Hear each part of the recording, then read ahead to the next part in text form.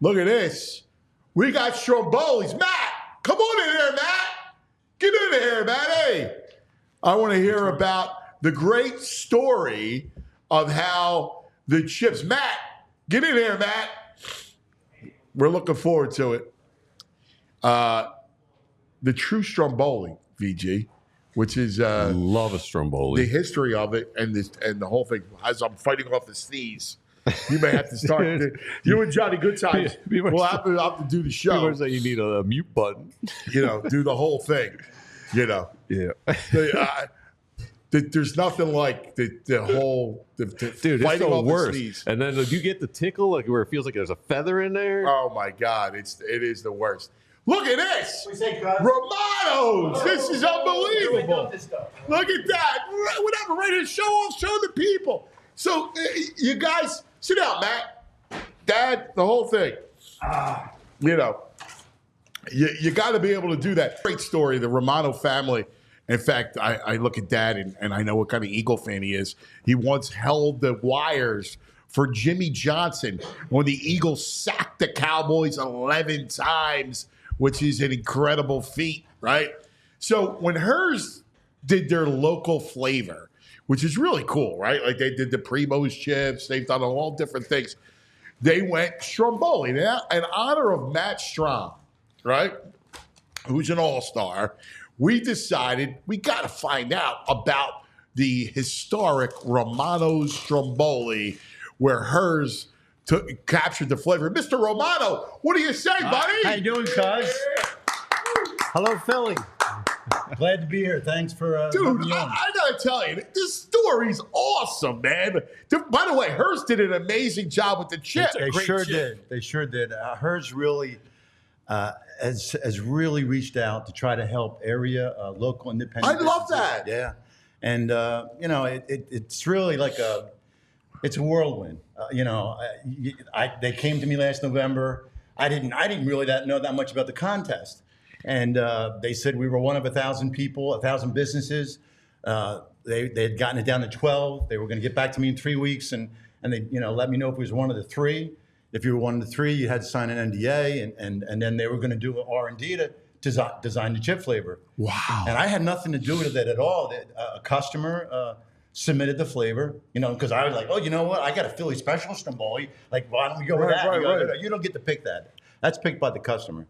So they came in, they did the R&D. They came in with 4 sample chips. My father rejected every single one of them. My father's 92. Oh my God! And we're living on his taste buds because he still checks all the flavors that we have. Are you serious? That's our marinara, awesome. our bolognese, our veal scallopine, our sauteed Really? mushrooms. Oh yeah, oh yeah. His office is right next to the kitchen, and he just camps out there all day long. Tell us about.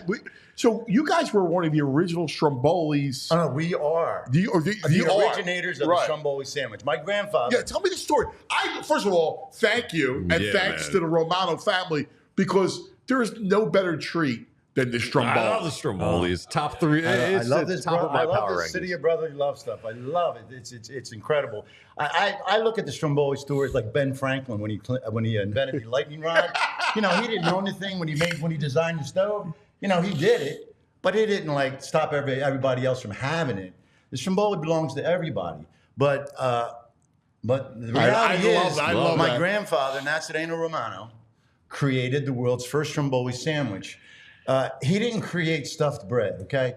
He was the first person to tag a food item with the word Stromboli. That had never happened before. And the story goes like this. It's 1950, and my grandfather had come into Essington. He was a South Philly guy, okay? Immigrated from Italy in 1922. From where? What region? Abruzzese is Abruzzo. L'Aquila, up in the mountains where all the earthquakes are. Yeah. And he was a stonemason by trade.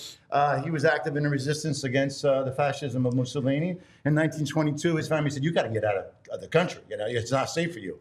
And he came to America. He ends up in Philly. There's a lot of story about that, but he ends up in 1944. He opens up the Essington Pizzeria in Essington, Pennsylvania, and his featured item was tomato pies. He'd been selling them out of a wagon cart during the Depression to feed his family.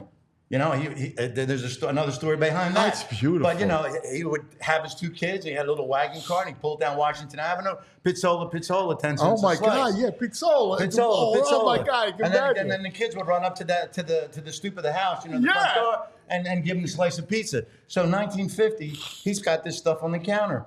And in Italy, he says back home, they called it imbotito or imbotito. It's a slang word in Italian. It means stuffed bread.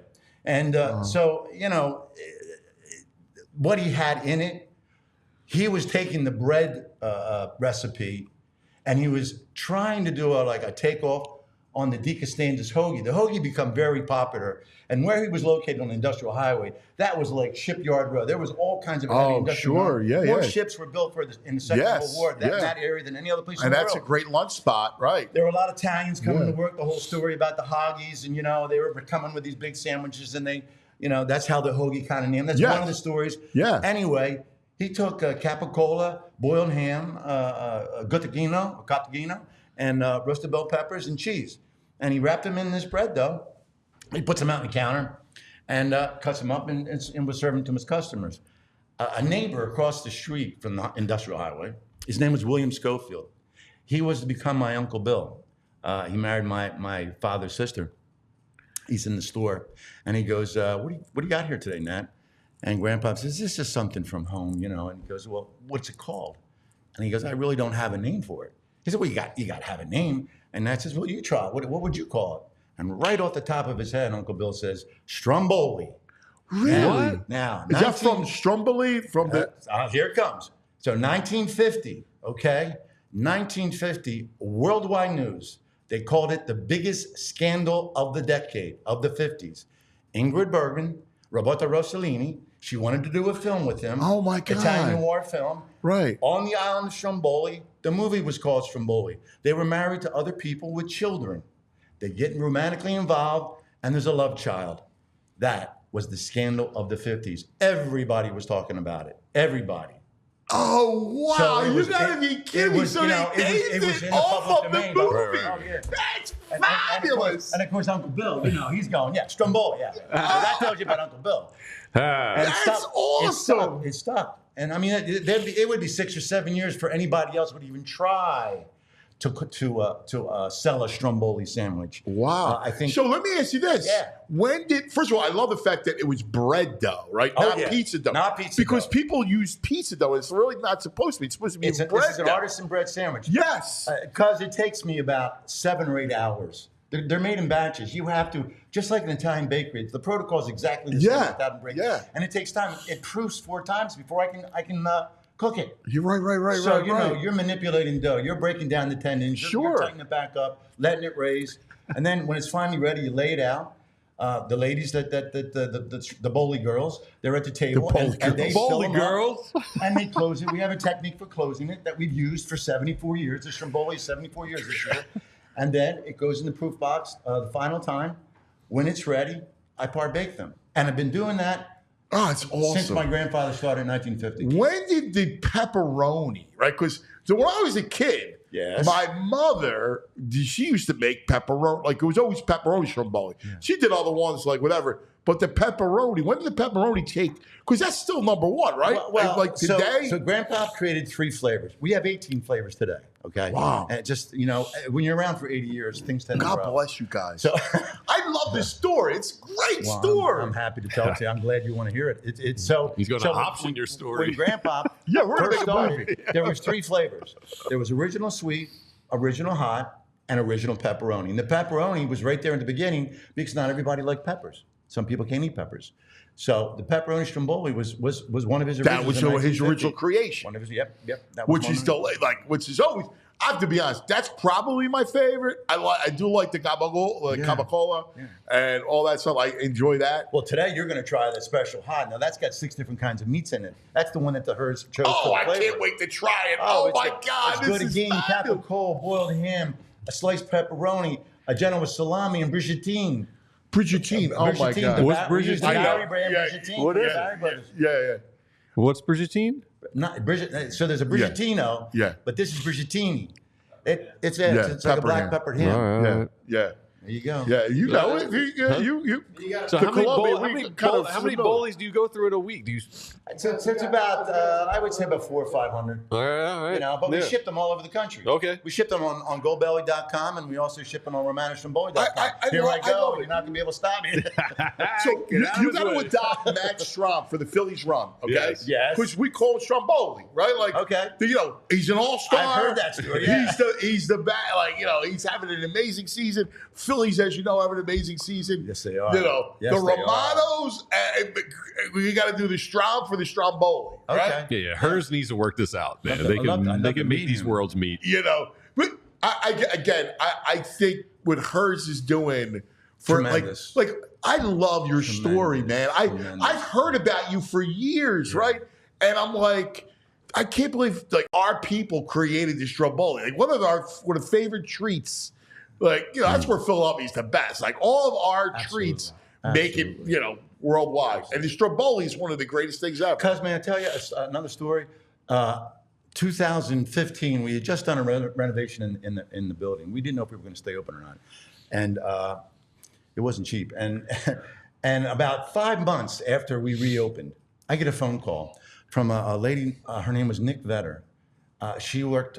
She was a production manager for the Travel Channel and their program, Delicious Destinations. Yes. You know, Bizarre Foods. Yes. So she calls me, and I'm in the office. I'm in my dad's office because I'm in my dad's building, and his desk is there, mine's there, and she's talking to me, and she's, you know, I'm Nick Vetter. I know that your grandfather invented the Stromboli sandwich, because that's the mission statement of my life, to get that straightened out, that my grandfather invented. love it. Okay? So anyway, she says, we're coming to Philadelphia. We're going to do a program called Iconic Foods of Philadelphia, which we feel you're one of them. And we want to come. Damn right you are. We want to come and film you making Stromboli. So I said, okay. She says, now there's a couple forms you got to fill out. So she emails them to my dad, sitting there listening to the conversation. Again, he's 92 years old now. He wasn't 92 then. So anyway, so he says, who was that? I hung up the phone. He says, who was that? I said, Nick Vetter from the Travel Channel. I really wasn't really familiar with the Travel Channel, to be honest with you. I'm in the kitchen washing dishes and making Stromboli or whatever. So I said, they want to come film here. You know what my dad said? How many times do I have to tell you? Nobody gets to see how we make Stromboli. I love this guy. I love this guy. Oh my God, your father. That's So, amazing. now, can you imagine over the decades? So that was just a good day for me. I said, okay, Dad, I just let it go. 2 weeks later, she calls me back and she says, you know, is everything okay? And I said, what? She says, you didn't sign the release forms. I said, oh, there's the problem. My dad doesn't want you coming in here to see how we make Stromboli. And if my dad don't want you coming in here, you don't want to be in the building. And she says, no problem. She says, whatever you don't want us to see, just don't show us. And I turned to Dad and I said, Dad, we can just show Oh, them. that's fabulous. Oh, they can come then. They can come on in. Oh, that's great. To be fair, hindsight,